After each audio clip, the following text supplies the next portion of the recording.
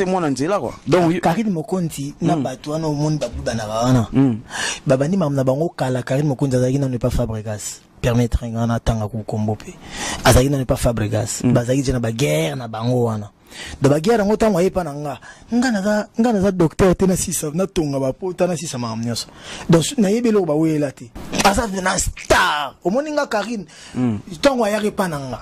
Azara peut-être Azara déjà un succès d'internet mais na sa petite sœur au sali erreur ya roya parce que ndengo yenanga na yo mo mona ke ba talon lataka e komi ndenge mususu ba jean lataka e komi ndenge mususu ba body lataka na ba jupe e komi ndenge mususu même na ba collant et changer na ba suki o salaka ezo changer na place au vandaka e ko changer.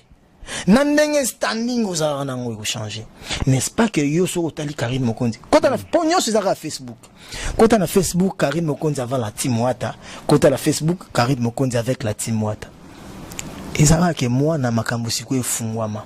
Mais nandenga mabeti. C'est que bon, yo na omona que vous en exprimez responsable parce que j'ai eu à passer du grand temps, du grand moment avec toi, de bons moments avec toi. Na omona pe yo ça na comportement na yo.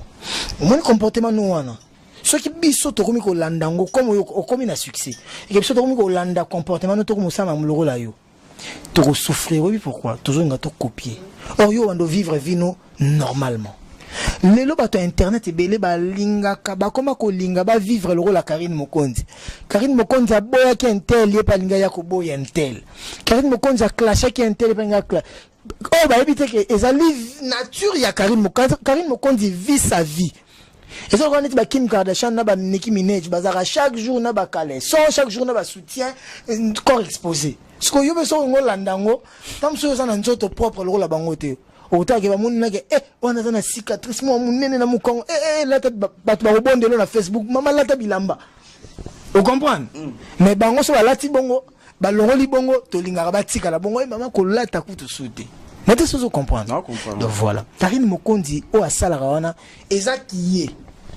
Parce que batunyo sur internet ba fi wana na batu mususu wana ba koma ko linga ba koma pe le rôle ye ba landelo belina ye ba landa makamia salara. Donc tant bazo copier mabe. Parce que déjà mon Karine Mokonzi avant de bo mama na yo ba organe génit ba organe génitonde ba finga ya nini bo ya nini déjà mon Karine osalango. Non. Azana ba limite mo boye mo ami pesa. Azana makambo ya finga kate neti ba bêtise Karine finga yango te. Moment ba mususu ba finga yango. Mais benga ba kombo moko boya bien te. Wana makambu na bango.